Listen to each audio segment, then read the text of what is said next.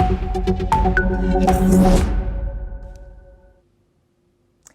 and welcome to NewsX World. You're watching the World Report. Let's take a look at the headlines this hour. The Gaza Civil Defense Ministry says that at least 30 people have been killed and dozens wounded in 3 Israeli airstrikes across the territory. Israel, meanwhile, has accused Hamas of attacking its troops in Gaza and violating the ceasefire, as Hamas denies these allegations.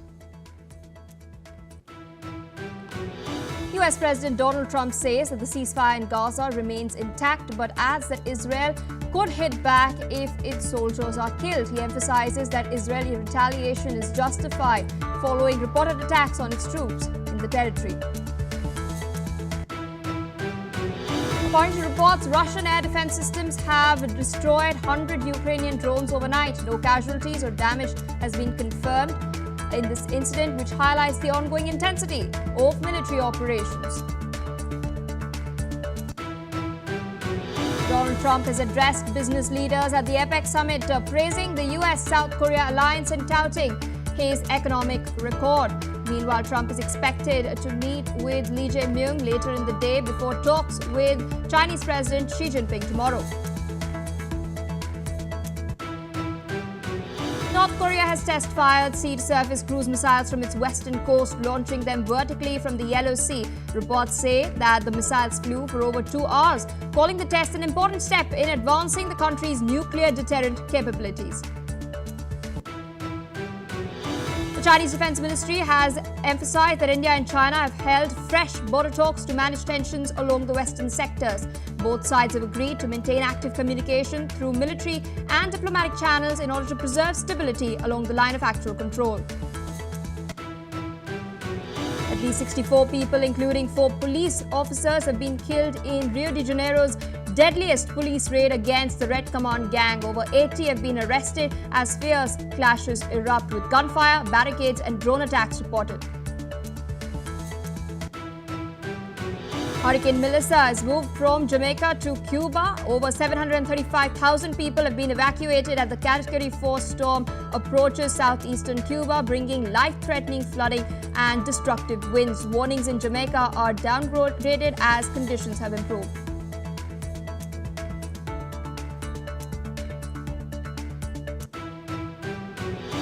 Well, viewers, those are the headlines in our top focus. The Israeli army has stated that one of its soldiers has been killed during a ceasefire violation by Hamas. The Israeli military has identified the soldier killed as 37-year-old Yonah Ephraim Fieldbaum, stating that he fell during combat in southern Gaza. This comes as Israel has launched strikes accusing Hamas of violating the truce. Meanwhile, Gaza's civil defense says that at least 50 people have been killed and dozens wounded in fresh Israeli strikes on the territory. Officials, meanwhile, say that rescuers are still pulling bodies from under the rubble after at least 3 airstrikes hit just hours after Israeli Prime Minister Benjamin Netanyahu had ordered intense new attacks, accusing Hamas of violating the truce. Israel's military says that Hamas is staging a false recovery of a hostage remains, claiming that the group buried and uncovered partial remains of Ofer Zarfati before handing them to the Red Cross. The ICRC says that its team attended in good faith, unaware of any prior burial, and calls the event unacceptable. However, Hamas has denied attacking Israeli troops and insists that it remains committed to the ceasefire, but is now postponing the handover of another hostage body, blaming Israeli violations and warning that any escalation will hinder search and recovery efforts. With us on the broadcast is Dr. Punsara Amarasinghe from the Kotalawala Defence University, joining us from Colombo in Sri Lanka. Thank you so much for taking our time and speaking to us on NewsX World.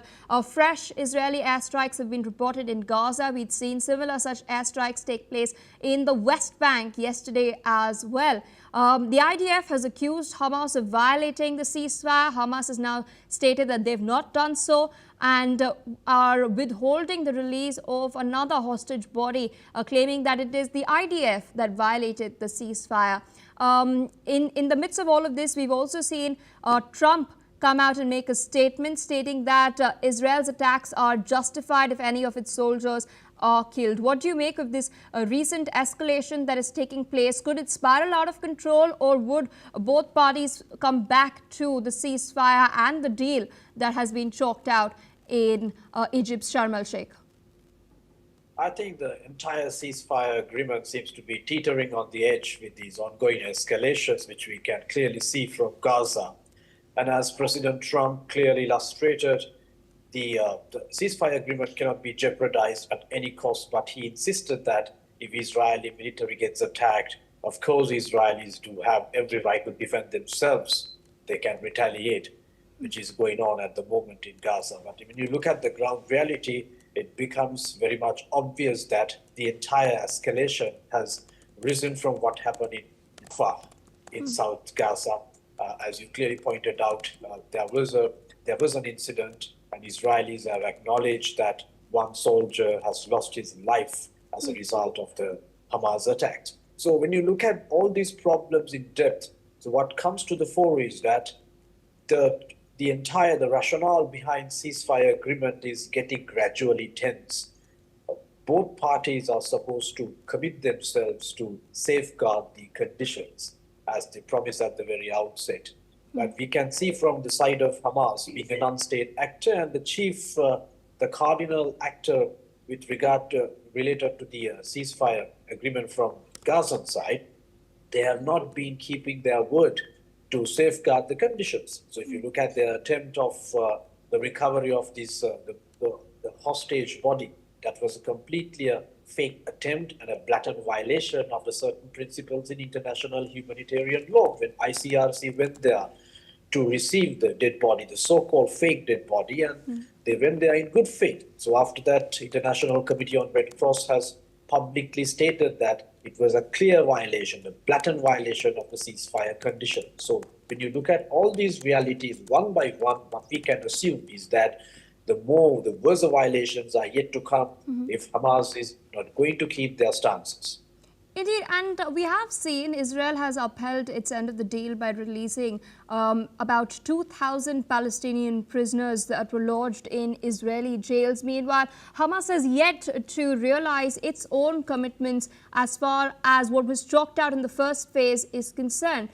Do you think Hamas is stalling in the recovery of the bodies? Because they've claimed that some of the bodies are buried under rubble due to Israeli airstrikes. And in fact, we do know that heavy equipment has been allowed from Egypt under a team of Egyptian officials now supervising the recovery process of the hostages' bodies. If Hamas is stalling, in your assessment, why so? I think we need to understand the practical truth.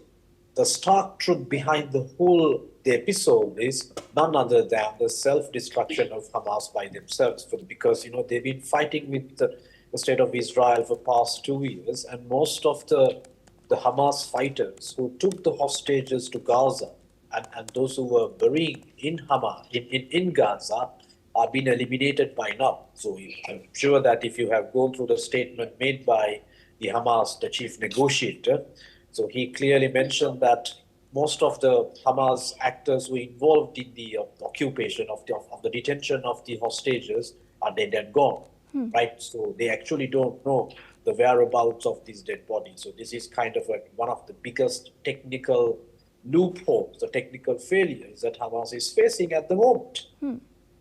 Indeed, I request you to stay on with us as we're shifting our focus away from the Middle East towards what's happening in Europe. Now, according to reports, Russian air defense systems have reportedly destroyed 100 Ukrainian drones overnight. The drones, said to be part of ongoing military operations, were intercepted and neutralized before reaching strategic targets. Officials have not confirmed any casualties or material damage resulting from the attacks. But of course, the intensity of fighting of the conflict on the front lines between Russia and Ukraine continues, with both sides now reporting significant military engagements. Still with us on the broadcast is Dr. Amar Singh.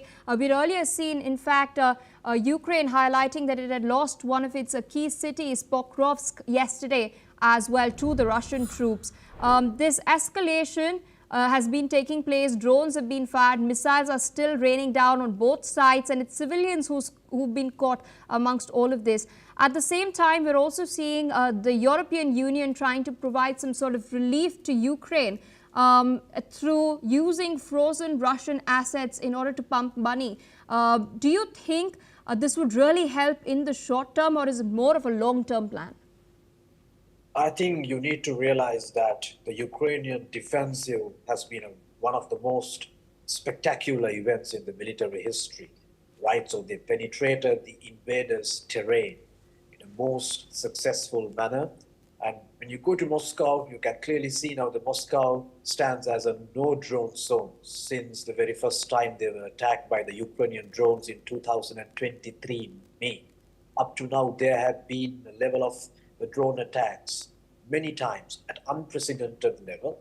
So, and even though the Russians are claiming that they have shot down the Ukrainian drones, the Ukrainian defense is becoming more and more ruthless upon the Russians. So that is one thing that stands as a ground reality. Because unlike the Russian forces who are fighting a very conventional war in the Ukrainian mainlands by using heavy artillery, mortar, and all kind of lightning effects, Ukrainians they are executing a different military strategy, hugging your enemy, bringing the war back to the invaders' land, and it has worked pretty well. And with regard to the question that you raised, whether the European Union support to Kiev is it going to work in the long run, I think that is completely ambiguous, because even though Ukraine has been promised by the European allies and the Americans, right, at an unprecedented level to support their war machinery, most of the promises are being kept just as promises. Pretty sure if just recently viewed what happened to the Tomahawk missile negotiation between the United States and Ukraine that ended up as an unmitigated disaster. The Ukraine was again isolated. Even when it comes to the European allies, of course, they have been helpful to Kiev, but to a certain extent. So it's kind of a one-man show for the past 2 years, which we have been witnessing. Indeed, and we've seen a fresh statement by Zelensky. He was speaking in Kiev alongside the Dutch foreign minister. He's urged China to stop helping Russia evade Western sanctions and to use its influence to press Moscow to end the war. That's not all. There was a statement that came out yesterday as well, with Zelensky putting a request with Donald Trump to raise this particular issue with Xi Jinping in the meeting, a bilateral meeting that is slated to take place tomorrow at the APEC summit. This is, of course, keeping in mind the energy imports that China has been increasing from Russia, the sort of fiber optic cables, lithium-ion batteries that China is providing Russia, that is being used in manufacturing fiber optics drones that can then strike deeper into Ukrainian territory. Do you think Donald Trump would raise this, or China would agree to anything? Because, of course, they have their own interests in play. Of course, I think you clearly understood the whole rationale behind the tug-war between Beijing and Washington. When Trump meets Xi Jinping, he might implicitly mention that issue, but then we can't exactly guarantee that the Beijing would completely abstain from supporting Moscow. And at the same time, we need to acknowledge China has never openly supported Russian war machinery. So these are all based on intelligence reports. As you clearly identified, the Chinese have been providing certain software tools to the Russians, because under the European sanctions, the Russians did not have direct access to the market, and they took it from a third party, that was China, right? So these things have been happening for the past 2 years since the outbreak of the Ukrainian invasion. But we can't exactly say that Chinese will simply pay their heed to Donald Trump by completely stopping their armed equipment and the machinery support to Moscow, which is highly unlikely.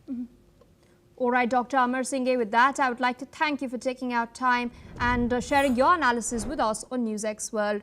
With that, viewers, we're shifting our focus away from Europe towards what's taking place in South Asia. Now, peace talks between Afghanistan and Pakistan have ended without a breakthrough, marking a major setback for regional stability efforts in South Central Asia.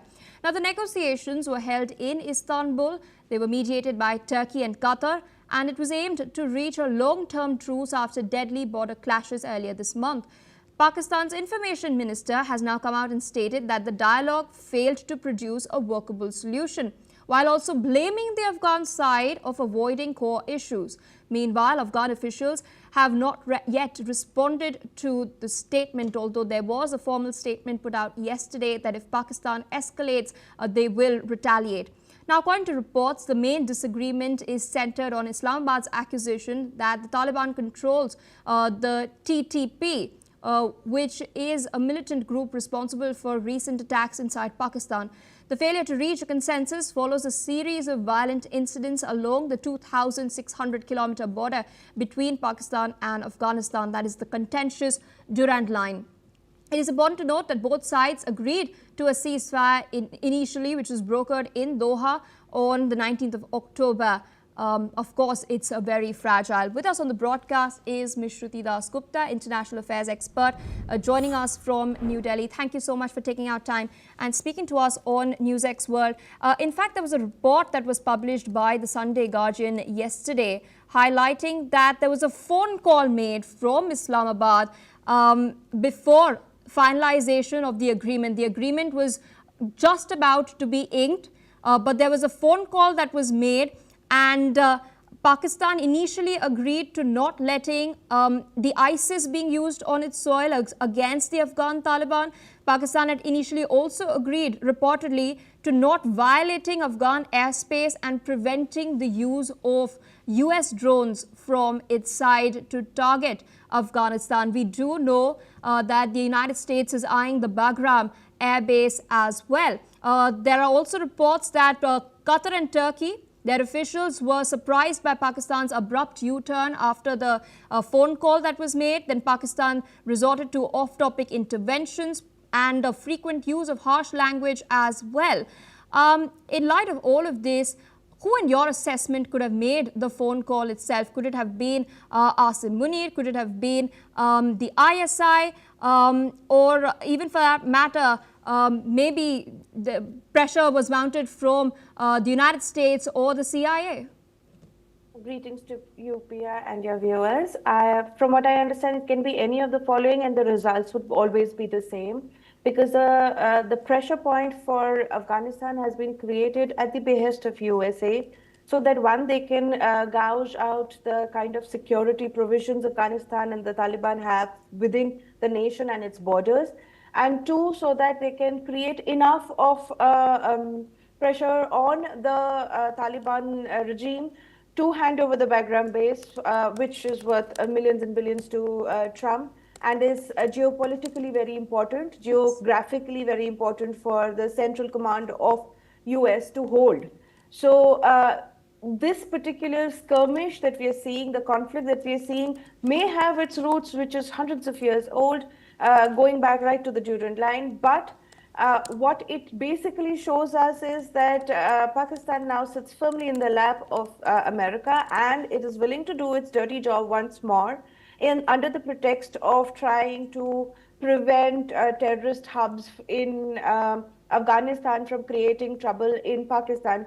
Whereas this was, from my sources, what I understand, this was what was the last bit of the conversation that kind of held back the entire process, snagged the entire process, where Pakistan resorted to claiming that Afghanistan needs to control the terror proxies of TTP and TLP, who are now protesting on the streets of Islamabad, Lahore and other places.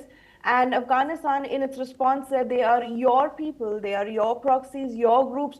We have no rights to pull them back. Your military needs to deal with it. Please do not try and pin any protest that happens in your land by your people on Afghanistan. So as a result, the entire peace talks kind of snagged. They did not find common ground. Also, what is commonly known is that both the Turks as well as the Qataris were shocked by the sudden about-face that was done by the Pakistani officials, while they were claiming that we can solve our hostile differences through dialogues, and suddenly they turn around pointing fingers and putting on unreasonable requests on the table, which no sane nation or regime would agree to. So from what I understand, the phone call triggered a series of events that would lead to the failure of talks, which has led to Khwaja Asif, that is the defense minister of Pakistan, turning around and saying India has interfered with Taliban and India is instigating Taliban and making sure that there is no peace in Southern Asia. So it's a larger, complex dialogue that Pakistan wants to present, but at the soul of it lies the interests of USA in Central Asia, and Pakistan is just being their pawn, bought and paid for by crypto dollars.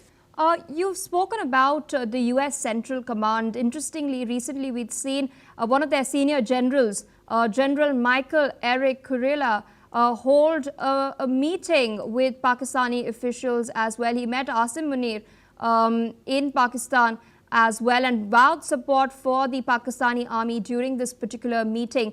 I want to understand from you, considering Afghanistan's geostrategic relevance, what is the larger game plan of the United States? Well, if you look at the position of Afghanistan, it shares borders with Russia, China, as well as Iran. And it has a position of influence over Pakistan as well as India. So if and when USA manages to gain control or foothold into the Afghani territory, they can very easily mobile resources, military resources, to ensure any skirmish that happens or any kind of military impact that is required in this particular zone, with both Russia, China being its prominent opposers, as well as Iran being its recent enemy in a war where Iran and Israel were fighting a war, and US played a proxy on behalf of Israel. So in all of these terms, USA is not on friendly terms with Iran, Russia, China, and with India, we are kind of having tense relations as well. We've known USA to kind of support Pakistan because Pakistan allows its resources and its land to be used as a farm for terror organizations that can ensure that there is disruption in South Asia as such. And USA does not mind helping Pakistan in doing this because it ensures there's an instability in the region as well as increased foreign interference via USA and its proxies. So Afghanistan is a big zone of influence for USA. They had lost it in the 90s, 80s, 90s, when the Soviet army had walked into Afghanistan. And for that, they created Taliban itself from the grounds of Pakistan. So we know that they have a history of allowing extremist mentalities to be, nurtured by Pakistani generals and then sent forth to fight a proxy war. So I know that it sounds mean when I say this, but unfortunately for all of us in the world, USA is not a friend of anybody else except USA, and they are willing to go to any depths as well as using Pakistan and its land and its people to nurture harmful anti-social elements just to further their own gains in the geopolitical game. You've spoken about Russia and China. How do you think the Chinese could be, or the Russians for that matter, could be viewing this? We've seen the Moscow dialogue being held recently as well. Do you think the Chinese are now, increasing their focus as far as Afghanistan is concerned, because they do share a border through the Wakhan Strip as well? Yes, you're right. And they have a lot of trade that is happening in that Gilgit-Baltistan area, and that entire land that has been granted to them illegally, Indian land granted to them by Pakistan. So there is a lot of trade that is happening through that. China has a BRI status with both Afghanistan and Pakistan. In fact, right after Operation Sindoor, both the Talibani designate a foreign minister as well as the foreign minister for Pakistan met in China for BRI and its status related updates. So China has stakes in the game, it has skin in the game. Also, if there is a skirmish on that side, China is already completely in the know of how much in the lap of USA has Asim Munir placed the entire nation of Pakistan. In fact, the very same minerals as well as ports that were offered to China are now being offered to USA, and I believe the Pasni port was offered to USA, where we have already the problem of Gwadar happening for China. So, and at that time, Pakistan had said that China needs to understand that the Pakistani interests come first. So Pakistan is head over heels in debt to China. And if China decides to pull the rug, Pakistan will need a lot of dollars from USA to save its skin. So China is playing the watch and wait game, seeing how this particular zone goes. If it sees that the US influence in the region becomes too much for it to go, I would not be shocked to see that China starts offering military help to Afghanistan due to its own geopolitical interests. Russia, on the other hand, already has a war on its hand.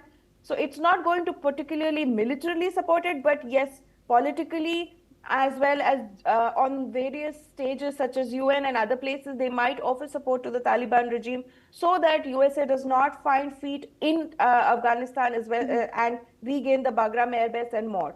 So Pakistan is playing a very, very dirty game, walking a very tight rope, and there will be more than one spears that are going to poke its legs while it tries to balance out all its interests while betraying every single partner that it has had over the history.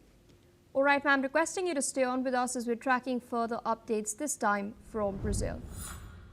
We're learning that at least 64 people have lost their lives in Rio de Janeiro's police raids targeting a major gang ahead of various COP30 events scheduled in the city. Remember, next week, Rio will host the C40 Global Summit of Mayors to tackle climate change. The city is also set to host Prince William's Earthshot Prize, which will feature celebrities including Kylie Minogue and four-time F1 world champion Sebastian Vettel. Now, the programming is part of the run-up to COP30, United Nations Climate Summit, which is set to be held in the Brazilian city of Belém from the 10th of November to the 21st. Police have often conducted such large-scale operations against criminal groups ahead of major events in Rio, including the 2016 Olympics, the 2024 G20 Summit and the BRICS Summit earlier in July this year. However, this particular police raid operation has been the deadliest that the city has ever seen. Meanwhile, the UN Human Rights Office has stated that it is horrified by the raids and the loss of lives. It's urged Brazilian authorities to act in accordance with international human rights law as well. Still with us on the broadcast is Ms. Shruti Dasgupta. I've highlighted, in fact, some of the instances where we've seen such raids take place before, whether it's the Olympics, it's BRICS as well, the G20 summit that took place last year. Why is this? Is this some sort of pattern that emerges just before international events? The Brazilian authorities up the ante against these gangs that are operating. Is it a genuine effort or is it just optics? Well, it is both. One is because Brazil suffers from large cartels, drug cartels, money laundering cartels, as well as gangs that operate as a parallel system inside its own economy, which harms Brazil in economic level, as a social level, as well as it harms the world because such kind of organizations find safe haven, despite the nation and its government trying to do cleanup operations repeatedly, as you pointed out. What is curious is that they always do these cleanup operations right before big events. Basically, they try and put pressure on these gang members so that there is no major incident in the coming days where international monitors would be looking very closely at each and every incident. So it's a kind of stopgap arrangement to ensure that the organization is shaken up. They never actually get the heads. They always say they're targeting it. They never get the heads. They always get the junior members of the gang, maybe medium level member of the gangs. They conduct arrests, but somehow these people are back again. They've done this as far as earlier this year also, but they still have to do it again. So within a span of a few months, if they're having to do large scale raid attacks on gang members, then Brazil needs to understand that it has to restructure the way it looks at its own cartel-related issues, and it cannot be only when major events are going to happen in the nation and it is going to impact its international image. Does the government and the authorities wake up and try and take any actions to prevent any incident of international dishonor happening? All right, ma'am, with that, I'd like to thank you for taking out time sharing your analysis with us on NewsX World. With that, viewers, we're shifting focus to Mexico. We're now learning that the Mexican Navy has stated that it is searching for the sole survivor after U.S. strikes have destroyed 4 alleged drug smuggling boats in the Eastern Pacific, killing at least 14 people. The operation is taking place more than 400 nautical miles southwest of Acapulco, and Mexico says that it is acting at the request of the U.S. Coast Guard. Washington has called the dead people narco-terrorists. The strikes are the first confirmed near Mexican waters since the U.S. has launched its offensive against Latin American traffickers last month. The toll now rises to at least 57 killed in this campaign.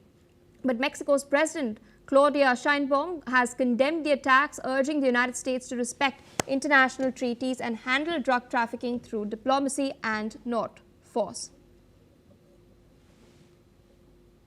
Shifting focus to more developments coming in, Hurricane Melissa has now moved away from Jamaica and is heading towards Cuba and other parts of the Caribbean as well. The hurricane has re-strengthened to a Category 4 system as it swept across Jamaica, leaving widespread damage and killing at least 3 people.